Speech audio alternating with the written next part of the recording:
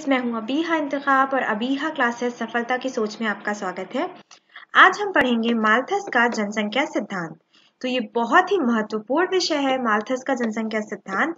इस टॉपिक से कई बार क्वेश्चंस बनते हैं। आप अगर किसी भी कॉम्पिटिटिव एग्जाम्स की तैयारी कर रहे हैं तो उसमें भी क्वेश्चंस बनते हैं, और अगर आप किसी सब्जेक्टिव एग्जाम्स की तैयारी कर रहे हैं, जैसे कि आप ग्रेजुएशन में हैं या पोस्ट ग्रेजुएशन में हैं, तो अगर आप सोशियोलॉजी के स्टूडेंट हैं या आप इकोनॉमिक्स के स्टूडेंट हैं या आप ज्योग्राफी के स्टूडेंट हैं, तो इस नाम से आप जरूर वाकिफ होंगे, इस नाम को आप जानते होंगे, माल्थस।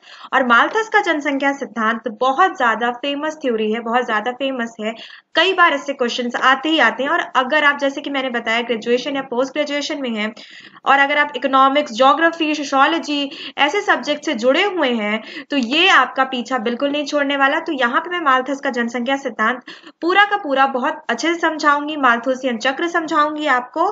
तो चलिए लेक्चर स्टार्ट करते हैं आज का। लेक्चर स्टार्ट करने से पहले मैं बता दूं सबसे इंपॉर्टेंट इन्फॉर्मेशन कि अगर आप चैनल पे नए हैं तो चैनल को सब्सक्राइब जरूर करिएगा, वीडियो को लाइक करिएगा और दोस्तों को शेयर जरूर करिएगा, क्योंकि हमारे चैनल पे इकोनॉमिक्स, ज्योग्राफी और हिस्ट्री पढ़ाई जाती है। ये तीनों के तीनों टॉपिक, जो तीनों के तीनों विषय हैं, ये हमारे चैनल पे कंप्लीट कराए जाते हैं। तो आप चैनल जरूर सब्सक्राइब कर लीजिएगा, क्योंकि ये तीनों विषय अगर आप किसी भी कॉम्पिटेटिव या सब्जेक्टिव एग्जाम्स की तैयारी कर रहे हैं तो जरूर आते हैं इनसे क्वेश्चंस। तो चलिए लेक्चर स्टार्ट करते हैं। माल्थस का जनसंख्या सिद्धांत पढ़ते हैं। देखिए, थॉमस रॉबर्ट माल्थस इंग्लैंड के पादरी के पुत्र थे, ठीक है, जिनका ये सिद्धांत है। उनका पूरा नाम क्या था? Thomas Robert Malthus. अच्छे से नाम याद रखिएगा इनका। मैं बिल्कुल आराम से समझा रही हूँ आपको, यहाँ पे कोई जल्दबाजी नहीं है। आपको देखिएगा इस पूरी की पूरी, जब ये लेक्चर आपका खत्म हो जाएगा तो आपको ये सिद्धांत रट जाएगा, याद हो जाएगा। कोई भी क्वेश्चन इससे अगर करेगा तो आप तुरंत उसके जवाब दे सकते हैं। ठीक, थॉमस रॉबर्ट माल्थस जिनका ये सिद्धांत है, उनका पूरा नाम क्या था? Thomas Robert Malthus. ये कहाँ के थे? इंग्लैंड के थे, और इंग्लैंड के पादरी के पुत्र थे। पादरी यानी कि जो, जिसे आप बोल सकते हैं जो चर्च वगैरह में रहते हैं उन्हें पादरी कहते हैं। जैसे मौलाना या पंडित होते हैं, वैसे ईसाइयों में पादरी होते हैं। और स्वभाव से निराशावादी व्यक्ति थे। कौन? थॉमस रॉबर्ट माल्थस स्वभाव से निराशावादी व्यक्ति थे। इनकी निराशावादी सोच इनकी सिद्धांत में भी आपको देखने को मिलेगी। माल्थस पहले अर्थशास्त्री थे जिन्होंने जनसंख्या के सिद्धांत का वैज्ञानिक स्पष्टीकरण प्रस्तुत किया। बहुत महत्वपूर्ण है ये सिद्धांत। क्यों? क्योंकि माल्थस ऐसे पहले अर्थशास्त्री थे, पहले ऐसे अर्थशास्त्री थे जिन्होंने जनसंख्या के सिद्धांत का वैज्ञानिक स्पष्टीकरण, वैज्ञानिक मतलब ऐसा सिद्धांत दिया जिसमें वैज्ञानिक स्पष्टीकरण प्रस्तुत हो रहा था। उन्होंने विभिन्न देशों को घूमे, जनसंख्या संबंधित आंकड़े एकत्रित किए। वो विभिन्न देश घूमे और वहां से उन्होंने क्या एकत्रित किया? जनसंख्या संबंधित आंकड़े एकत्रित किए और अपने निष्कर्षों को उन्होंने 1803 में उनकी एक पुस्तक आई थी, an essay on the principles of population. इसमें इन्होंने सिद्धांत को प्रस्तुत किया था, इन आंकड़ों को प्रस्तुत किया था। तो आप इस बुक को भी अच्छे से याद रखिएगा। ये बुक कब आई थी? 1803 में आई थी, an essay on the principle of population. ये बुक किसकी लिखी हुई थी? थॉमस रॉबर्ट माल्थस की, जो पहले ऐसे अर्थशास्त्री थे जिन्होंने जनसंख्या सिद्धांत का वैज्ञानिक स्पष्टीकरण प्रस्तुत किया था। चलिए आगे बात करते हैं। माल्थस के सिद्धांत की मान्यता क्या है? देखिए, कोई भी थ्योरी जब बनती है तो उस थ्योरी की कुछ ना कुछ मान्यताएं होती हैं, उसी मान्यताओं के आधार पे वो थ्योरी बनती है। तो माल्थस के सिद्धांत की भी कुछ मान्यताएं हैं, उस पर बात कर लेते हैं। पहली पॉइंट हम क्या देखते हैं कि मनुष्य में काम वासना और प्रजनन शक्ति तीव्र एवं स्थायी है। ठीक है, काम वासना तथा प्रजनन शक्ति में सीधा और घनिष्ठ संबंध है। ये माल्थस ने कहा है कि काम वासना और प्रजनन शक्ति, इन दोनों में सीधा संबंध है और ये तीव्र और स्थायी होती है। नेक्स्ट पॉइंट क्या देखते हैं? जीवन स्तर और जनसंख्या में सीधा और घनिष्ठ संबंध है, अर्थात रहन सहन के स्तर के बढ़ने के साथ साथ जनसंख्या भी बढ़ती है। ठीक है, देखिए माल्थस ने क्या कहा कि जैसे जैसे जीवन स्तर बढ़ता है वैसे वैसे जनसंख्या भी बढ़ती है। लेकिन अगर आज के हम वर्तमान स्थिति में देखते हैं, बहुत ज्यादा डेवलप कंट्रीज को देखते हैं, तो माल्थस का ये जो सिद्धांत की मान्यता है वो गलत होती है, इसकी आलोचना की जाएगी, आगे उस पर भी बात करेंगे हम।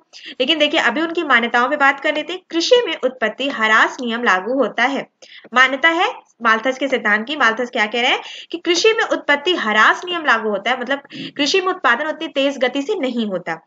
लास्ट पॉइंट क्या देखते हैं, मनुष्य के जीवित रहने के लिए भोजन अति आवश्यक है।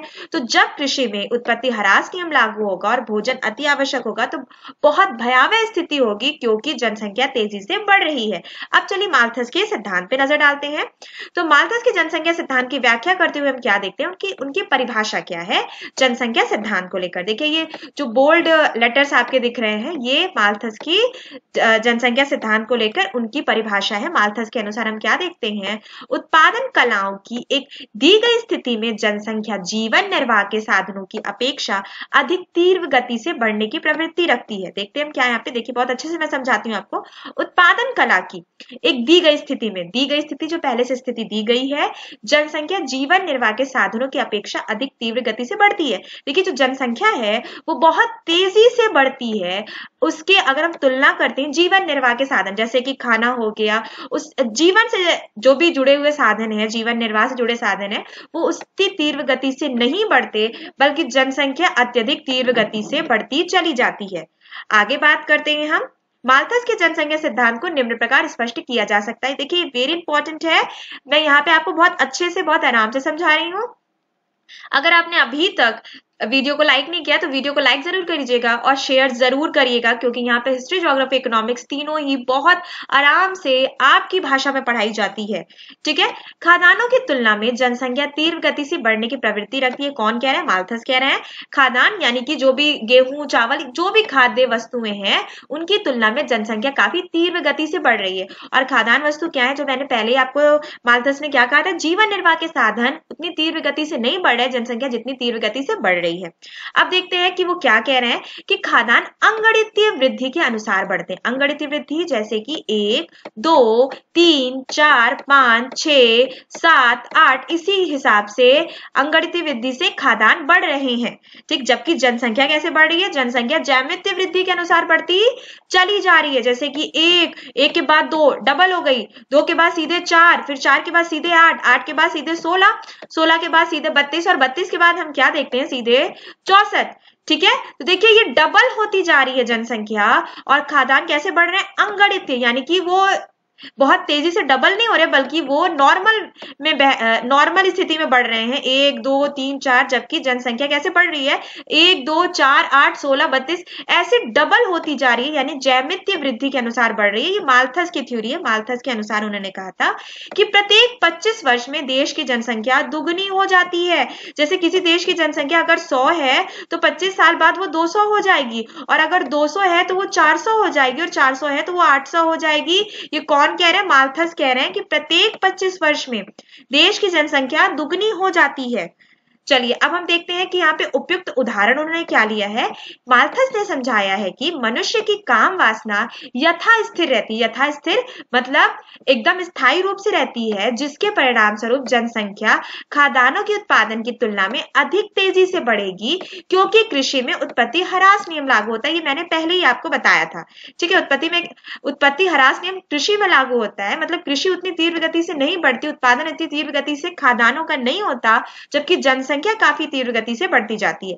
माल्थस ने यह भी बताया कि प्रत्येक 25 वर्ष के बाद जनसंख्या दुगनी हो जाएगी और खाद्यान्न तथा जनसंख्या के बीच का अंतर लगातार बढ़ता जाएगा। जैसे कि हम बात कर रहे हैं कि जनसंख्या, अगर हम खाद्यान्नों की बात करते हैं तो वो 1, 2 बढ़ रहे हैं, जबकि जनसंख्या कैसे, जैसे हम खाद्यान्न 1, 2, 3 हो गए, जबकि जनसंख्या कैसे बढ़ रही है, 1 के बाद 2, 2 के बाद 4। ठीक है, ये अंतर बढ़ता जाएगा, 4 के बाद 8, जबकि खाद्यान्न की स्थिति क्या है, 3 के बाद 4। तो ये स्थिति काफी भयावह हो जाएगी, यही माल्थस बताने की कोशिश कर रहे हैं। आगे हम बात करते हैं कि खाद्यान्न और जनसंख्या के बीच असंतुलन हो जाएगा, यही माल्थस कह रहे हैं। माल्थस के अनुसार खाद्यान्न और जनसंख्या के बीच जब संबंध टूट जाता है, क्या हो जाएगा, संबंध टूट जाता है, तब खाद्यान्नों की मांग बढ़ जाती है। खाद्यान्न क्या होंगे, जब जनसंख्या इतनी ज्यादा बढ़ेगी, 2 से 4 हो जाएगी, 4 से 8 हो जाएगी और 16 हो जाएगी, तो अब ये जो लोग, जनसंख्या बढ़ रही है, जो ये लोग धरती पे रह रहे हैं, उनको खाद्यान्न भी तो चाहिए, जीवन जीने के लिए उन्हें वस्तु तो चाहिए, खाद्य पदार्थ तो चाहिए, तो वो कहां से लाएंगे, क्योंकि खाद्यान्न तो उस गति से बढ़ ही नहीं रहे हैं। जबकि जनसंख्या बहुत तीव्र गति से बढ़ रही है। यही स्थिति में हम यहाँ पे देखते हैं कि अतः इस दशा को अति जनसंख्या कहते हैं। देखिए आपको मैंने पहले बताया कि जनसंख्या कैसे बढ़ रही है, खाद्यान्न कैसे जनसंख्या 2 से 4 हो रही है, 4 से 8 हो रही है, 8 से 16 हो रही है, जबकि खाद्यान्न कैसे बढ़ रहे हैं, अंगणितीय गति के हिसाब से बढ़ रहे हैं, 1 से 2, 2 से 3, 3 से 4। तो जैसे मान लीजिए जनसंख्या की अगर हम देखते हैं कि यूनिट 2 है और खाद्यान्नों की यूनिट 1 है तो बहुत कम स्थिति है। अगर इससे भी ज्यादा हम डबल करके देखते हैं कि जनसंख्या की यूनिट 4 है और खाद्यान्नों की स्थिति हम क्या देखते हैं 1 है या 2 है, या जनसंख्या की यूनिट अगर हम इसकी दुगनी हो जाएगी 8 हो जाएगी, तो इसकी यूनिट कितनी दुगनी होगी 1 से 2 हो जाएगी। तो स्थिति बहुत भयावह होगी, यही असंतुलन होगा और यही अति जनसंख्या कहलाएगी, क्योंकि जनसंख्या बहुत ज्यादा है और खाद्यान्न बहुत कम है। ठीक, लेकिन यहीं पे अगर होता कि 2 जैसे जनसंख्या की यूनिट है और 2 ही खाद्यान्न की यूनिट होती तो ये संतुलन की स्थिति होती, लेकिन ये ऐसी स्थिति यहाँ पे देखने को नहीं मिल रही है। जैसे कि माल्थस बता रहे हैं अति जनसंख्या की स्थिति देखने को मिलती है और यही क्या कहलाती है, अति जनसंख्या तथा जनाधिक्य कहलाती है। इस असंतुलन को दूर करने के लिए जब मनुष्य प्रभावी कदम नहीं उठाता तब प्रकृति स्वयं जनसंख्या को नियंत्रित करेगी और तब जनसंख्या और खाद्यान्नों के बीच संतुलन स्थापित हो जाएगा। देखिए उन्होंने अब प्रकृति को यहाँ पे कहा है कि प्रकृति कदम उठाएगी, क्योंकि जब मानव स्वयं कदम नहीं उठाता इस असंतुलन को दूर करने के लिए, इस असंतुलन को संतुलन में परिवर्तित करने के लिए, तो प्रकृति कदम उठाती है। देखिए ये निराशावादी उनका जो सोच थी, मैंने पहले ही बता दिया कि निराशावादी व्यक्ति थे। निराशावादी व्यक्ति में इनकी निराशावादी विचार यहाँ पे देखने को मिलता है। प्रकृति स्वयं कदम उठाएगी जनसंख्या को नियंत्रित करने के लिए। देखिए उन्होंने कौन कौन से उपाय बताए जो प्रकृति उठाएगी। देखिए माल्थस ने इस जनसंख्या एवं खाद्यान्न असंतुलन को दूर करने के लिए 2 उपाय बताए हैं। ठीक है, नैसर्गिक प्रतिबंध और दूसरा कौन सा है, निवारक प्रतिबंध। चलिए तो बात करते हैं पहले नैसर्गिक प्रतिबंध क्या है और यहीं पे हम पढ़ेंगे माल्थुसियन चक्र। ठीक है, तो खाद्यान्न और जनसंख्या के बीच बढ़ते असंतुलन की दशा में प्रकृति अनेक उपायों से इस बढ़ती हुई जनसंख्या पर रोक लगाती है और इस देश में अकाल, भयंकर बीमारी, भूकंप, बाढ़ व युद्ध जैसी विपत्तियां फैल जाती हैं। माल्थस ने प्रकृति प्रतिबंधों को कष्ट कहकर पुकारा। इन कष्टों में फंसकर लाखों व्यक्तियों की मृत्यु हो जाती है, जिससे जनसंख्या व खाद्यान्न में कुछ समय के लिए संतुलन स्थापित हो जाता है। इस प्रकार इस देश में यह चक्र बराबर चलता रहता है। इस चक्र को माल्थुसियन चक्र कहते हैं। लेकिन देखिए ये भी आलोचना की स्थिति है इनकी, ये भी उपाय इनकी आलोचना से भरा हुआ है, उस पर भी बात करेंगे। लेकिन पहले हम समझते हैं नैसर्गिक प्रतिबंध है क्या। देखिए माल्थस कह रहे हैं कि प्रकृति खुद उपाय अपनाएगी, क्योंकि जब मानव इस असंतुलन को दूर नहीं करेगा तो प्रकृति अपनाएगी और वो क्या करेगी, बाढ़ लाएगी, भयंकर बीमारी लाएगी, भूकंप आ जाएगा, अकाल पड़ जाएगा। इस कारण बहुत से लोग क्या हो जाएंगे, मृत्यु को प्राप्त हो जाएंगे, मर जाएंगे। इस विपदा में फंसकर लाखों लोगों की मृत्यु हो जाएगी, जिससे जनसंख्या व खाद्यान्न में कुछ समय के लिए संतुलन स्थापित हो जाएगा। तो देखिए चक्र आपको दिख रहा है, पहले संतुलित जनसंख्या है, ठीक है, यानी कि 2 यूनिट अगर खाद्यान्नों की है तो 2 यूनिट जनसंख्या की भी है। लेकिन यहाँ पे क्या देखने को मिलता है कि 2 यूनिट से 3 यूनिट खाद्यान्न की हुई, लेकिन जनसंख्या की यूनिट तो 4 हो गई, 4 से 8 हो गई, लेकिन खाद्यान्न की यूनिट 3 से 4 ही रही। तो ये क्या हो जाएगी, जनाधिक्य की स्थिति हो जाएगी। उसके बाद प्रकृति स्वयं इसके निवारक के लिए उपाय करेगी, इसका निवारण करेगी। और कैसे करेगी, नैसर्गिक प्रतिबंध लगाएगी, जैसे अकाल, भूकंप, बाढ़ आदि। यही माल्थुसियन चक्र कहलाता है, जो लगातार चलता रहेगा। माल्थस ने ऐसा कहा है।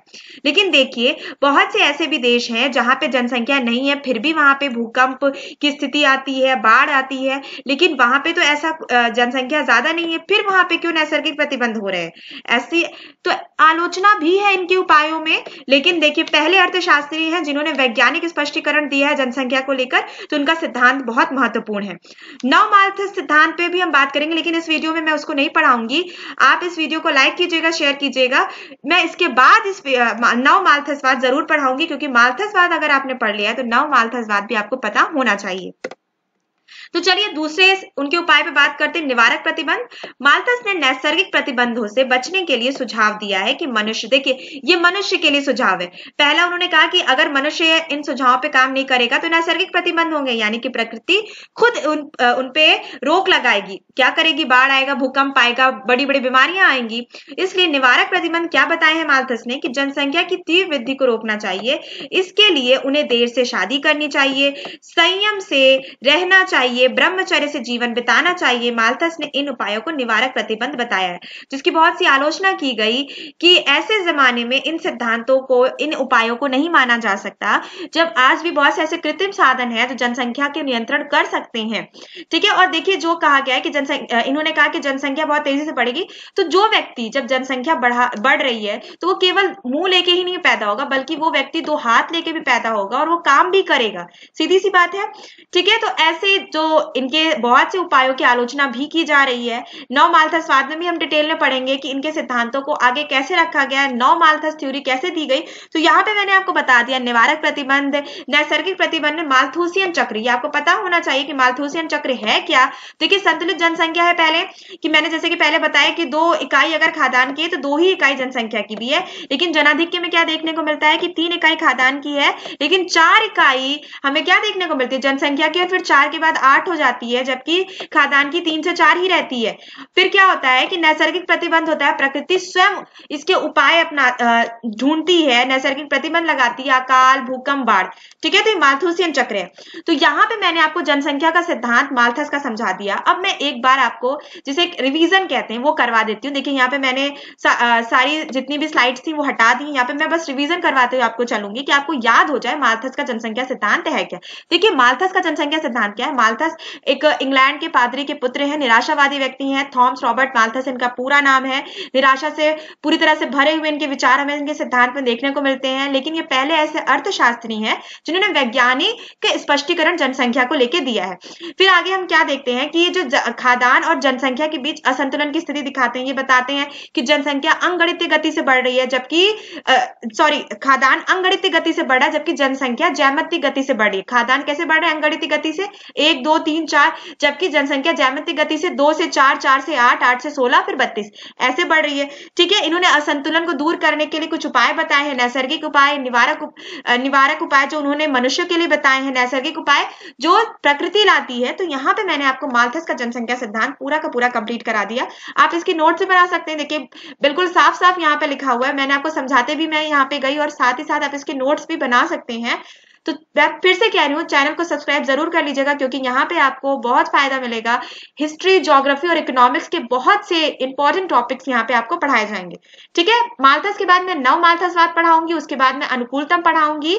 तो मैं बहुत से सिद्धांत यहाँ पे जनसंख्या के पढ़ाते चलूंगी आपको। तो वीडियो देखने के लिए बहुत बहुत थैंक यू।